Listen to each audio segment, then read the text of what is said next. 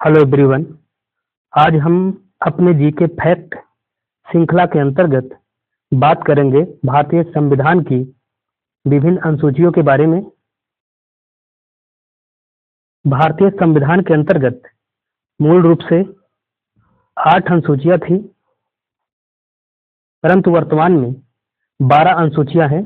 तो आइए हम एक एक करके इन अनुसूचियों पर बात करते हैं।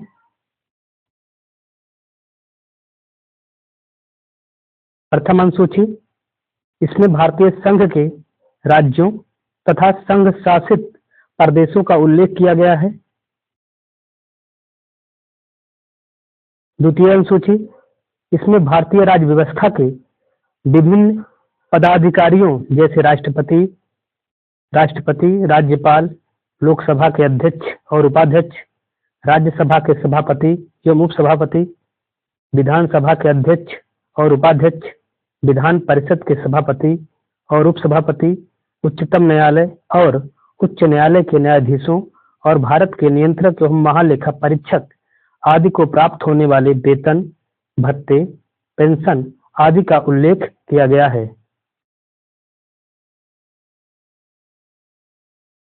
तृतीय अनुसूची, इसमें विभिन्न पदाधिकारियों जैसे प्रधानमंत्री सहित सभी केंद्रीय मंत्री, सभी संसद सदस्य, सर्वोच्च न्यायालय के न्यायाधीश, उच्च न्यायालय के न्यायाधीश, राज्यों के मुख्यमंत्री सहित उनके अन्य मंत्री, भारत के नियंत्रक एवं महालेखा परीक्षक आदि द्वारा पद ग्रहण के समय ली जाने वाली शपथ का उल्लेख है। तो दूसरी अनुसूची हमें याद रखनी है। जो भी महत्वपूर्ण संवैधानिक पद हैं उनके वेतन और भत्तों के लिए। वहीं जो तृतीय अनुसूची है वो हमें याद रखनी है, जो भी महत्वपूर्ण संवैधानिक पद हैं उनके द्वारा पद ग्रहण के समय ली जाने वाली शपथ के बारे में।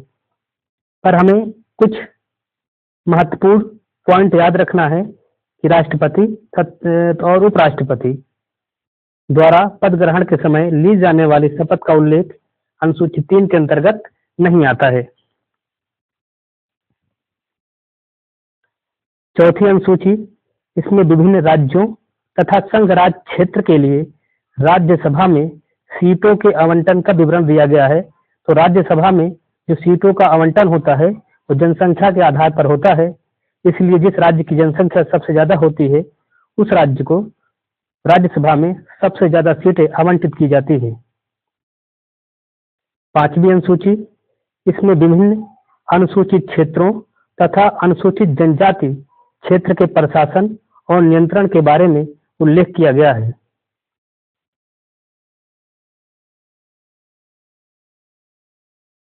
छठी अनुसूची, इसमें असम, मेघालय, त्रिपुरा और मिजोरम के जनजाति क्षेत्र के प्रशासन के बारे में प्रावधान किया गया है। तो हमें इन 4 राज्यों को याद रखना है, असम, मेघालय, त्रिपुरा और मिजोरम। ये सभी पूर्वोत्तर के राज्य हैं। 7वीं अनुसूची बहुत ही महत्वपूर्ण अनुसूची है। इस अनुसूची में केंद्र एवं राज्यों के बीच शक्तियों के विभाजन के उल्लेख के साथ ही सरकारों द्वारा शुल्क एवं कर लगाने के अधिकारों का भी उल्लेख किया गया है। इसके अंतर्गत 3 सूचियां हैं, संघ सूची, राज्य सूची एवं समवर्ती सूची।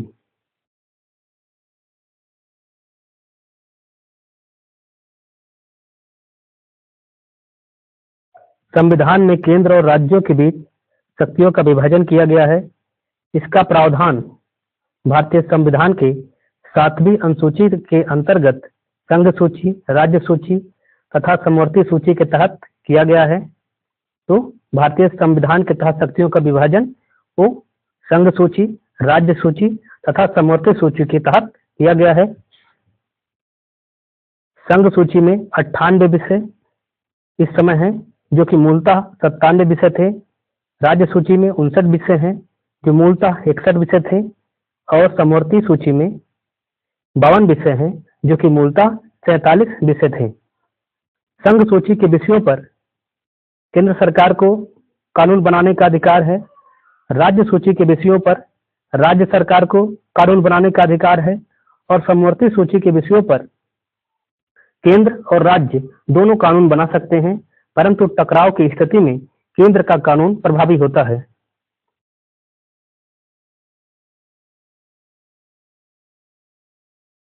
समवर्ती सूची के विषयों पर केंद्र व राज्य दोनों कानून बना सकते हैं, लेकिन टकराव की स्थिति में केंद्र की विधि प्रभावी होती है। अवशिष्ट विषय अर्थात जिनका उल्लेख तीनों सूचियों में से किसी में नहीं है, केंद्र को दिए गए हैं, क्योंकि कुछ ऐसे विषय समय समय पर डेवलप होते हैं जिन पर कानून बनाना अति आवश्यक हो जाता है, तो ऐसे विषय केंद्र सरकार को दिए गए हैं।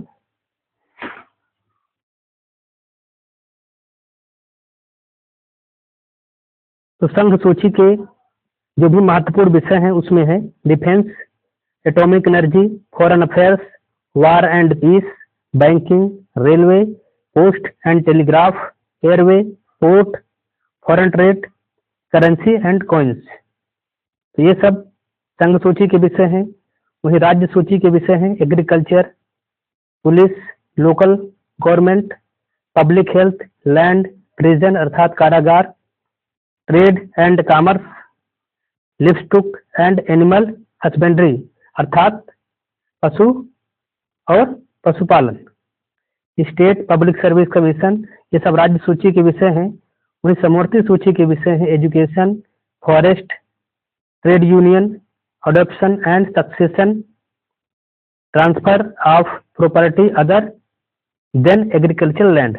अगर आप अपनी जो है कृषि भूमि को किसी दूसरों को ट्रांसफर करते हैं तो हमारा समवर्ती सूची का विषय माना जाता है।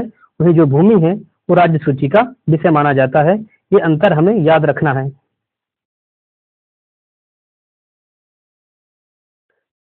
8वीं अनुसूची, इसमें भारत की 22 भाषाओं, मूलतः 14 भाषाओं का उल्लेख किया गया है। 22 भाषाएं हैं असमिया, बांग्ला, बोडो, डोंगरी, गुजराती, हिंदी, कन्नड़, कश्मीरी, कोंकणी, मैथिली, मलयालम, मणिपुरी, मराठी, नेपाली, उड़िया, पंजाबी, संस्कृत, संथाली, सिंधी, तमिल, तेलुगु और उर्दू।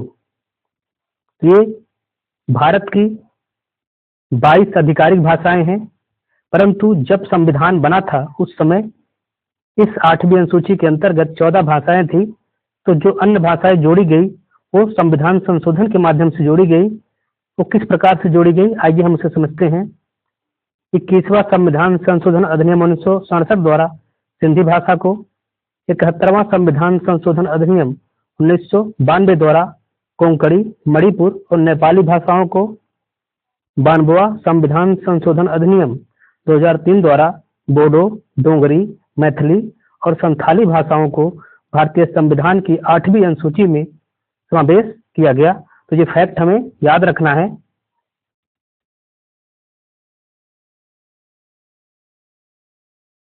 नौवीं अनुसूची, इस अनुसूची को भारतीय संविधान में प्रथम संविधान संशोधन अधिनियम 1951 द्वारा जोड़ा गया। इसका उद्देश्य भूमि सुधार तथा जमींदारी प्रथा का उन्मूलन करना था। इस अनुसूची में शामिल विषयों की न्यायिक समीक्षा नहीं की जा सकती है। 2007 के सर्वोच्च न्यायालय के एक पीठ के निर्णय के अनुसार मौलिक अधिकारों के उल्लंघन तथा संविधान के मूल ढांचे के उल्लंघन के आधार पर 9वीं अनुसूची में शामिल कानूनों की भी न्यायिक समीक्षा की जा सकती है। तो शुरू में 9वीं अनुसूची के अंतर्गत जो भी कानून सम्मिलित किए जाते थे उनकी न्यायिक समीक्षा नहीं की जा सकती थी, लेकिन अब सर्वोच्च न्यायालय के एक पीठ के निर्णय के अनुसार अगर कोई भी कानून, चाहे वो 9वीं अनुसूची में ही क्यों ना हो, अगर वह मौलिक अधिकारों का उल्लंघन करती है या संविधान के मूल ढांचे का उल्लंघन करती है तो उसकी न्यायिक समीक्षा की जा सकती है।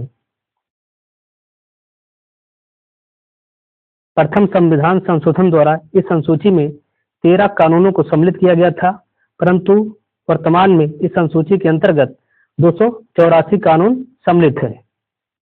उस समय जब पारित किया गया था उस समय भारत के जो प्रधानमंत्री थे वो थे पंडित जवाहरलाल नेहरू। 10वीं अनुसूची, 10वीं अनुसूची को संविधान के 52वें संविधान संशोधन अधिनियम 1985 द्वारा संविधान में जोड़ा गया। इसमें दल बदल विरोधी कानूनों को सम्मिलित किया गया है। तो आइए हम समझते हैं दल बदल क्या होता है। दल बदल विरोधी कानून क्या है? और वर्ष 1985 में 52वें संविधान संशोधन के माध्यम से दल बदल विरोधी कानून पारित किया गया। साथ ही संविधान की 10वीं अनुसूची जिसमें दल बदल विरोधी कानून शामिल है को संविधान संशोधन के माध्यम से भारतीय संविधान में जोड़ा गया। तो 70-80 के दशक में क्या होता था कि केंद्र में किसी पार्टी ने या राज्य में किसी पार्टी ने अपनी सरकार बना ली। क्योंकि हमारे यहाँ सरकार बहुमत पर टिकी होती है, तो जो पार्टी बहुमत में नहीं है वो पार्टी किसी तरह से जो बहुमत में पार्टी है उनके विधायकों को या उनके सांसदों को किसी तरह से बहला फुसला करके या घूस दे करके अपने पक्ष में कर लेते थे। तो इससे सरकारों में अस्थिरता आ जाती थी, बहुमत गिर जाता था तो सरकार गिर जाती थी, इससे सरकार चलाना काफी मुश्किल हो रहा था। ऐसे समय में इस कानून को लाया गया। दल बदल विरोधी कानून के जो मुख्य प्रावधान है वो क्या है? दल बदल विरोधी कानून के तहत किसी जनप्रतिनिधि को आयोग घोषित किया जा सकता है। कब? यदि एक निर्वाचित सदस्य स्वेच्छा से किसी राजनीतिक दल की सदस्यता छोड़ देता है। कोई निर्दलीय सदस्य किसी राजनीतिक दल में शामिल हो जाता है। किसी सदस्य द्वारा सदन में पार्टी के पक्ष के विपरीत वोट किया जाता है। कोई सदस्य स्वयं को वोटिंग से अलग रखता है। 6 महीने की समाप्ति के बाद कोई मनोनीत सदस्य किसी राजनीतिक दल में शामिल हो जाता है। तो ऐसे में ये जो प्रावधान है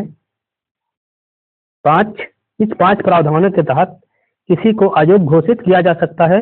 और आयोग घोषित करने का जो अधिकार है वो सदन के पीठासीन को होता है, जो कि लोकसभा के अध्यक्ष होते हैं। राज्यसभा में उप सभापति होते हैं जो कि राष्ट्रपति उपराष्ट्रपति होते हैं। वहीं राज्यों में विधानसभा अध्यक्ष के पास से पावर होती है। और विधान परिषदों में विधान परिषद के सभापति को यह अधिकार होता है। 11वीं अनुसूची, इस अनुसूची को भारतीय संविधान में 73वें संविधान संशोधन अधिनियम 1993 के द्वारा जोड़ा गया। इसके माध्यम से पंचायती राज संस्थाओं की स्थापना की गई और उनको 29 विषय दिए गए ताकि वे इस विषयों पर कानून बना करके स्थानीय स्वशासन की इकाई के रूप में अपने आप को डेवलप कर सकें।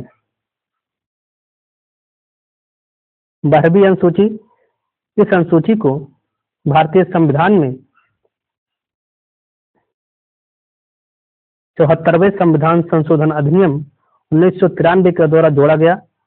इसके माध्यम से शहरी क्षेत्रों के लिए स्थानीय स्वशासन की व्यवस्थाओं का प्रावधान किया गया है और उन्हें कार्य करने के लिए 18 विषय प्रदान किए गए हैं ताकि वह इन विषयों पर कानून बना करके स्थानीय शहरी क्षेत्रों में अपना विकास कर सके।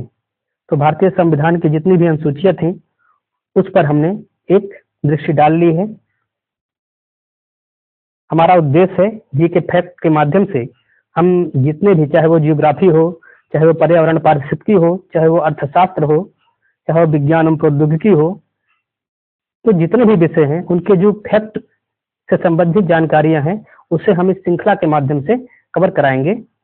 तो चलिए मिलेंगे फिर किसी वीडियो में, तब तक के लिए नमस्कार।